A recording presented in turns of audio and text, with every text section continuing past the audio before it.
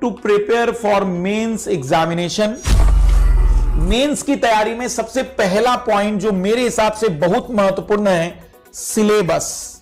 सबसे पहला काम करिए कि आप सिलेबस को लिखिए, डाउनलोड कर लीजिए, क्योंकि सिलेबस ही कई लोगों को नहीं पता है। कई लोगों को पता ही नहीं है कि कौन से पेपर में क्या आने वाला है, कौन से पेपर का सिलेबस क्या है, पेपर 1 का सिलेबस क्या है, पेपर 2 का सिलेबस क्या है, पेपर 3 का, पेपर 4 का।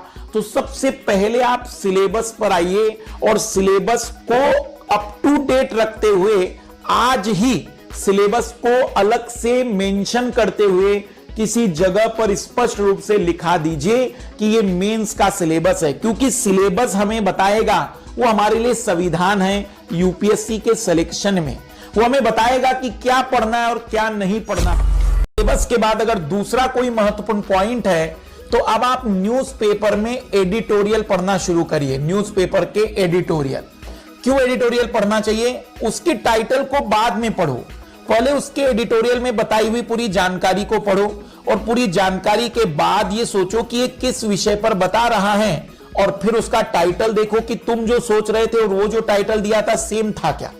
इसका मतलब तुमने भी वही बात सोची, तुमने भी वही बात समझी जो एडिटोरियल में राइटर बताना चाह रहा था। इसका मतलब तुम्हारी एनालाइजिंग पावर अच्छी है, तुम जैसे चीजों को देखते हो बिल्कुल वैसा ही राइटर भी सोच रहा था। इसका मीनिंग ये हुआ कि तुम्हारा पॉइंट ऑफ व्यू सही जा रहा है। लेकिन अगर आपका थिंकिंग कुछ और सब्जेक्ट का आ रहा है, टाइटल कुछ और है, इसका मतलब आपका पॉइंट ऑफ व्यू अलग हो रहा है, लेखक का पॉइंट ऑफ व्यू अलग हो रहा है, तो हमें पहले पॉइंट ऑफ व्यू को सेम करना है। तो दूसरा सबसे बड़ा काम करना है, एडिटोरियल पढ़ना है। एडिटोरियल किन विषयों के पढ़ने हैं? मेंस के लिए, खास करके जितने भी ग्रामीण क्षेत्र के विकास के लिए एडिटोरियल आते हैं, खास करके जितने भी महिला के विषय पर एडिटोरियल आते हैं, जितने भी हमारे योजनाओं पर एडिटोरियल आते हैं, उन सबका कलेक्शन करके रखिए, क्योंकि मेंस में सीधे सवाल बनते हैं। सीधे सवाल कई बार जो सीधे आपको एडिटोरियल से मिल जाते हैं। इसके अलावा भी अगर आप चाहें तो आप इंटरनेशनल रिलेशन के एडिटोरियल को भी ध्यान दीजिए। एडिटोरियल पढ़िए, समाज मतलब पूरे न्यूज़पेपर में केवल और केवल वो एडिटोरियल ऐसी चीज है जिसे हम कह सकते हैं कि वो हमारे काम की और सबसे महत्वपूर्ण थी यूपीएससी के मेंस के नजरिए से। एडिटोरियल में पीटी वाली बात नहीं होती। तीसरा जो मेरा पॉइंट ऑफ व्यू होता है, उत्तर लेखन। उत्तर लेखन की आदत डालिए, और उत्तर लेखन आप जब भी करें, उत्तर लेखन जब आप करेंगे तो आदत डालिएगा कि उत्तर लेखन आप ब्लैंक पेज पर करने की आदत डालिए। दोनों हिस्से छोड़कर आप समय लिखते चलिए कि कितने समय में आपने इस उत्तर को लिखा है। अब बड़ा एक सवाल आपके मन में होगा कि सवाल नहीं मिलते हमें, तो ठीक है, सवाल नहीं अगर मिल रहे तो टॉपिक पर लिख दो ना, टॉपिक पर लिख दो चंद्रयान 2। चंद्रयान 2 में जो भी आपको पता चल रहा है सब कुछ लिख दो, जो भी आपको लगता है, क्योंकि जब प्रश्न बनेगा अगर तुमने ये लिख कर रखा हुआ है तो तुम्हारे दिमाग में उसके बारे में थिंकिंग है ही। तो प्रश्न की खोज ना करो, जो टॉपिक मिल जाए, चंद्रयान 2 पर टॉपिक मिला है, चंद्रयान 2 पर दे दो। हो सकता है कि तुम्हें किसी और कोई टॉपिक ना मिल पा रहा हो, तो तुमने न्यूज़पेपर में पढ़ा वो जो एडिटोरियल था वही एडिटोरियल पर तुम भी लिखकर देख लो। पर लिखने की हैबिट तो रखनी पड़ेगी। बिना लिखने की हैबिट के मेंस जैसी एग्जाम में तो समस्याएं बहुत ज्यादा रहे। तो एनालाइज करने की हैबिट डालनी पड़ेगी तुम्हें। एनालाइज करने की मतलब जहां पर भी आपके सामने कोई टॉपिक आए, पॉजिटिव नेगेटिव रिजल्ट लिखना चाहिए, आना चाहिए, समझना चाहिए। इसलिए जब कोई भी टॉपिक को पढ़ रहे हो किताब में से तो सोचो पॉजिटिव पॉइंट क्या है, निगेटिव पॉइंट क्या है, और फिर उसके बाद एनालाइज। जब वो कहे कि पॉजिटिव पॉइंट, तो इतना पॉजिटिव बताओ कि लगे उससे बढ़िया कुछ है ही नहीं। निगेटिव इतना क्रिटिसाइज करो कि तुम्हें खुद लगे कि इससे खराब चीज दुनिया में हो ही नहीं सकती। हर चीज के तर्क देने की आदत आनी चाहिए।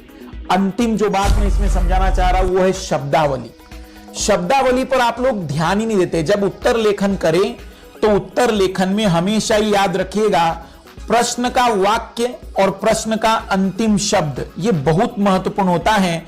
और इसे अगर आप नहीं समझ पा रहे हैं तो फिर आप उत्तर बढ़िया लिख ही नहीं सकते हैं।